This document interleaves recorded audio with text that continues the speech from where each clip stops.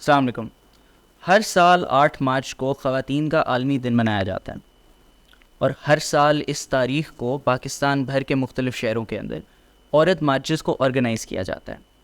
और जैसे जैसे ये मार्च की तारीख़ करीब आती जाती है, मुआशरे में और सोशल मीडिया पे एक तूफ़ान बदतमीज़ी सा हो जाता है। सवाल ये उठता है कि लोगों को ख़वातीन का एक पब्लिक स्पेस में इकट्ठा होकर मुज़ाहरा करने से इतनी तकलीफ़ और इतना डिस्कम्फ़र्ट क्यों होता है। इस हफ्ते प्रॉफिट की सेक्टर एनालिस्ट बख्त नूर ने एक स्टोरी की है जिसको उन्होंने हेडलाइन दी है finding home in the city, women search for urban inclusion, जिसके अंदर वो इस चीज़ की बात करती हैं कि जैसे जैसे पाकिस्तान में ख़वातीन की फाइनेंशियल पावर, उनकी एम्प्लॉयमेंट ट्रजेक्ट्री इंक्रीज़ कर रही है, बेहतर हो रही है, उसके साथ साथ उनको शहर का एक्सेस भी चाहिए। और शहर का एक्सेस लेने के लिए बहुत ज़रूरी है कि आर्किटेक्चर और पब्लिक स्पेसेस विमेन फ्रेंडली हों। बख्त, सबसे पहले तो आप हमें ये बताएं कि पाकिस्तान के अंदर ख़वातीन की पार्टिसिपेशन इन द वर्कफोर्स पिछले कुछ सालों में बढ़ी है। इसके पीछे डेटा किस तरह लगता है और उसमें शहर की क्या रेलेवेंस है? सो ये बात सच है कि over the past few years जो औरतों की लेबर फोर्स में पार्टिसिपेशन है that has been increasing. And हमारे पास डेटा है 98 से लेके 2020 तक, एंड वो हमारा एक पॉइंट ऑफ कंपैरिजन हो सकता है। एंड मैं यहाँ पे अपने साथ कुछ स्टेटिस्टिक्स लाई हूँ जिससे ये ज़ाहिर होता है कि 1998 में almost 16% of the women in are population वो जो हमारा फीमेल वर्क फोर्स है उसका हिस्सा थी। अब ये 16% बढ़ गया है टू 22% अभी इन 2018, और इसकी जो पीक थी वो आई थी 2015 में एट 25%। तो इससे हमें ये ज़रूर मालूम होता है कि the number of women in the work force that has been increasing. And इसकी इंक्रीज़ होने की इम्पॉर्टेंट बात ये है कि इसका ये मतलब है कि जो हमारी औरतें हैं वो शहर को ज़्यादा इस्तेमाल कर रही इन द सेंस कि वो पब्लिक स्पेस में अब ज़्यादा मौजूद होती हैं। And also we need to understand another thing which is कि जो औरतें वेजेस अर्न कर रही हैं outside of home that has also been increasing, क्योंकि उनकी अपनी लेबर फोर्स पार्टिसिपेशन जो है वो इंक्रीज़ कर रही है। सो 8.2 million rupees was being earned in wages by women 1998 में, this increased to 23.7 million in 2020, and ये एक बहुत बड़ा फिगर है। और ये फिगर ये भी इंडिकेट करता है कि there has been an average increase of 4.9% of the women who have been entering the workforce, and this is double to the number of population increase. So to put it more simply, जितनी औरतें काम में अब आ रही हैं, workforce में आ रही हैं, that is double the rate of the increase in the total population in these subsequent years. So yes, ये हम ज़रूर कह सकते हैं कि there has been a growth in the number of women जो कि लेबर में आ रही हैं, एंड इसकी वजह से उनकी अर्निंग्स जो हैं उनमें भी इजाफा हुआ है। अब जहाँ तक शहर की बात है तो हमें दो चीज़ें यहाँ पे समझने की ज़रूरत है। क्योंकि औरतें ज़्यादा काम कर रही हैं, क्योंकि वो घर के बाहर वेजेस अपनी अर्न कर रही हैं। तो वक्त आपने जैसे अभी जिक्र किया है कि ख़वातीन की पार्टिसिपेशन वर्कफोर्स में काफ़ी तकरीबन पॉपुलेशन से कंपेयर डबल होकर बढ़ गई है। तो इसका तो ये भी मतलब है फिर कि ख़वातीन को ट्रैवल करने के लिए, पब्लिक ट्रांसपोर्ट के लिए, सड़कों में जाने के लिए, लंच करने के लिए, और जो पैसे वो कमा रही हैं उनको खर्चने के लिए भी जगहों की एक्सेस चाहिए। तो ये कैसे उनको किस किस्म की मुश्किलात का सामना करना पड़ता है और इसका शहर से अर्बन प्लानिंग से क्या लेना देना है? Despite the fact that women have become such an important economic power in the country, जो living conditions हैं उनकी, या जिस तरह से शहर हमारे डिज़ाइंड है वो अभी भी उन women को cater नहीं करते। Because we need to understand two things. Number one, औरतों की जो है परचेसिंग पावर वो ज़्यादा इंक्रीज़ हो गई है, जिसकी वजह से अब हमें औरतें ज़्यादा पाई जाती हैं in the public spaces, because they have a greater purchasing power, they have more money to do shopping, to eat out and all of that. And दूसरी बात ये है कि बिकॉज दे आर वर्किंग तो उनको कॉम्यूट भी चाहिए, and जो हम प्राइवेट कार्स जो हैं वो एक सर्टेन डेमोग्राफिक ऑफ वुमेन को केटर करता है। जो हमारी बाकी औरतें हैं उनको पब्लिक ट्रांसपोर्टेशन की ज़रूरत है so that they can get to their work. तो इन दो चीज़ों की वजह से उनका जो प्रेजेंस है इन the public space that has increased. However at the same time जो हमारा अपना इंफ्रास्ट्रक्चर है वो उन औरतों को अकोमोडेट नहीं करता, and we have statistics from the Gender Development Index also. और उसके तहत हमें ये बेसिकली GDI से हमें ह्यूमन डेवलपमेंट के जो स्टेटिस्टिक्स हैं वो हम उनका अंदाज़ा लगा सकते हैं। और जो ह्यूमन डेवलपमेंट है HD, वो 3 चीज़ों को कवर करता है, health, education and standard of living. और जब हम इन स्टेटिस्टिक्स को देखते हैं तो अभी भी there is a huge gap between men and women. And ये जो हमारे पास स्टेटिस्टिक्स हैं, हमारे पास 2021 के हैं, और उसके हिसाब से जो HDI वैल्यू वुमेन की थी वो 0.471 थी, and in contrast the HDI value for main was 0.582। So this again shows that हम अभी भी अपनी औरतों का उस तरह से ख्याल नहीं रख रहे जिस तरह से करना चाहिए। हमारा शहर उस तरह से कंडूसिव नहीं है औरतों के लिए, उनकी मोबिलिटी के लिए, उनकी इकोनॉमिक पार्टिसिपेशन के लिए, and just for their living also on a very basic level. आपने भी इसके बीच में एक बड़ी इंटरेस्टिंग बात की है मेरे ख्याल से, ये हमारे जो शहर हैं उनके अंदर इंफ्रास्ट्रक्चर ऐसा बना हुआ है कि वो एक तरह से ख़वातीन की मदद करने के बजाय इनफैक्ट उनको जगहों पर जाने से रोकता है। तो जब आप इस इंफ्रास्ट्रक्चर की बात करती हैं, उसकी अगर आपके पास कोई एग्जांपल्स हो, कोई मिसालें हों, आप कुछ बता सकें हम। सबसे पहले आप देखेंगे कराची में अभी एक इनिशिएटिव आया था पिंक बस, और उसकी पर्पस ये थी कि वो औरतों के लिए सेग्रीगेटेड बसेस हों जिनके ज़रिए उनका कम्यूट है वो आसान हो जाए। क्योंकि जब एक औरत पब्लिक ट्रांसपोर्ट यूज़ करती है तो एक तो वो इनएक्सेसिबल भी होता है, and also women fair harassment. So segregation in transport is one thing, but in general अगर आप देखें तो मेरी बात हुई थी मारी मज़र के साथ। She is an architect and she is also into research when it comes to speciality आपकी अर्बन स्पेसेस। तो वो ये कह रही थी कि अच्छा, पिंक बस is not enough, you should not stop here. आपके पास वाटर टैक्सीज़ भी होनी चाहिए कराची में जो आइलैंड्स के साथ शहर को कनेक्ट कर सकती हैं। So commuting is essential, and having the pink bus is not enough. So there's a long way to go. And if we compare Pakistan to other cities in the global south, जिन्होंने बहुत ज़्यादा काम किया है gender inclusion में, we have cities like Mumbai and Delhi for example. तो इन शहरों ने अपनी public transportation पे बहुत ज़्यादा काम किया है.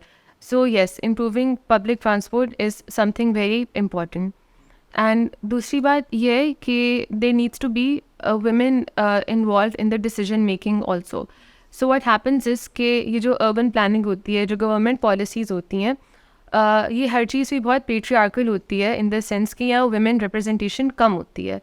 So women की जो अपनी पार्टिसिपेशन है in these processes, in these decision makings, वो भी बहुत ज़रूरी है ताकि I feel like women themselves can guide better on the small incremental changes that they require to make the city better for them. तो ये भी बहुत ज़रूरी है कि उनकी अपनी पार्टिसिपेशन जो है वो डिसीजन मेकिंग में वो ज़्यादा हो. मेरे ख्याल से इसके अंदर एक बहुत ज़रूरी जो एलिमेंट है इसके, आपके वैसे भी शहरों के खस्ता हालात हैं और पब्लिक ट्रांसपोर्ट जो है ओवरऑल आवाम को मैसर नहीं है, अवेलेबल नहीं है. जब कभी होता है तो उसको वाइट एलिफेंट लेबल कर दिया जाता है, ख़र्चा लेबल कर दिया जाता है, और ये समझ नहीं आती कि पब्लिक ट्रांसपोर्ट ट्रैवल कॉस्ट कम करना लोगों के रोज़मर्रा की कमाई के लिए बहुत ज़रूरी है. तो इस तरह की सिचुएशन में जब आपका ओवरऑल इंफ्रास्ट्रक्चर नहीं डेवलप हुआ हुआ, तो उसके अंदर ये कैसे इनकलकेट किया जा सकता है कि ख़वातीन जो हैं वो उस प्रोसेस का हिस्सा हों, जो उनको स्पेसिफिकली मसाइल फेस होते हैं वो भी साथ साथ एड्रेस हो रहे हों जब ये बड़े इश्यूज़ की बात हो. तो आई थिंक उसका जो एक अप्रोच है that needs to be more grass roots. It's just that women need to be there when the decisions are being made for them. And उसके अलावा public transportation is just one aspect of it. इतने ज़्यादा लोग हैं जो चाहेंगे कि वो काम पे पैदल जाएं, बाय फुट जाएं. सो उसके लिए फुटपाथ्स जो है वो बहुत इंपॉर्टेंट आ जाते हैं. बट अनफॉर्चुनेटली हमारे मुल्क में footpaths are very politically contested spaces, क्योंकि फुटपाथ से क्या होता है वो रियल एस्टेट वैल्यू देती हैं हमारी इन रेडियों को या शॉपकीपर्स को या रियल एस्टेट डेवलपर्स को. तो उसकी वजह से फुटपाथ्स जो हैं वो प्रेजेंट ही नहीं होते. So you can start here for example. You don't have to do some big transportation system, which is also important, but change can be brought in anywhere at any level. उसके अलावा public spaces में also we also need to understand the fact that many women are mothers, and this is not to say कि एक औरत की primary responsibility is being a mother. That is not the point, but we still need to understand that a lot of women are mothers, and जो infrastructure है उनको इस तरह से बनना चाहिए कि वो mothers को भी accommodate करते हैं. So for example, public bathrooms. I wouldn't even say कि public bathrooms are present for women, even if they are, तो वो बिल्कुल भी इस चीज़ के लिए अकाउंट नहीं करेंगे कि ओके उस औरत के पास शायद एक बच्चा हो जिसके लिए there needs to be like a diaper changing station, and even women have different bodily functions, so they might need to change their hijab, they might need to fix their dupattas. So अब अपने bathrooms को उस तरह से design भी नहीं करते कि वो उस तरह की चीज़ों को cater कर पाएँ. अगर एक औरत फॉर एग्ज़ाम्पल काम पे जाना चाहती है एंड उसके पास शी हैज़ किड्स, तो वो उन बच्चों को कहाँ छोड़े. सो इसके लिए इट्स इम्पॉर्टेंट दैट हमारे पास at work places day care centres हैं, इस तरह की जो सहूलियात हैं वो मौजूद हों. बस आपकी स्टोरी के अंदर दो बहुत इंटरेस्टिंग सेक्शंस थे राइट एट द एंड. एक था जिसको आपने टाइटल दिया है कि how can female friendly urban spaces be created Pakistan, और दूसरा है the role of an architect, कि आर्किटेक्ट्स जो होते हैं, हमारा जो आर्किटेक्चर है वो क्या रोल अदा करता है in creating female friendly spaces. तो अगर आप इस पर थोड़ी सी रोशनी डालें हमारे लिए. होता यह है कि हमारे मुआशरे में architects are seen as money minters, and क्योंकि रियल एस्टेट जो है वो इतना परवेसिव हो गया है हमारे पूरे मुल्क में, and architects are just feeding into that. You have spaces like Bahria town for example, बहुत ही ग्रिड लेवल पे बने हुए हैं, एंड इनका प्राइमरी मकसद है is to earn money, and a lot of architects are sort of feeding into that trend of real estate that has been developed in our country. अब उससे ये होता है कि एक तरफ पे तो वो कहते हैं कि बहुत ऑर्गेनाइज्ड किस्म की प्लानिंग है, हम डिसऑर्डर को जो है वो एलिमिनेट कर रहे हैं ये वो. But what ends up happening is कि these spaces become very exclusive. These spaces are designed for a very certain demographic which is predominantly elite, and इससे होता यह है कि जो हमारे not so elite तबकाज है वो they are not able to be included in such spaces. तो आप बहरिया टाउन जाओ फॉर एग्जांपल, आपको कहीं भी सोशल हाउसिंग नहीं दिखाई देगी. what I'm trying to say is कि जो आर्किटेक्ट्स हैं उनका नेचर ऑफ प्रोफेशन जो है वो बहुत मनी ओरिएंटेड हो गया. एंड इसमें it's very important that we have architects जो बहुत सेंसिटिव हैं towards urban inclusion and city planning. So basically I was speaking to Marvi Mazhar and she is an architect herself, और उन्होंने मुझे ये चीज़ बताई कि जो एक आप रहते हो आपके शहर में, आपका रिलेशनशिप होता है आपकी सिटी के साथ, इस रिलेशनशिप को मीडिएट करने के लिए आर्किटेक्ट होता है, राइट.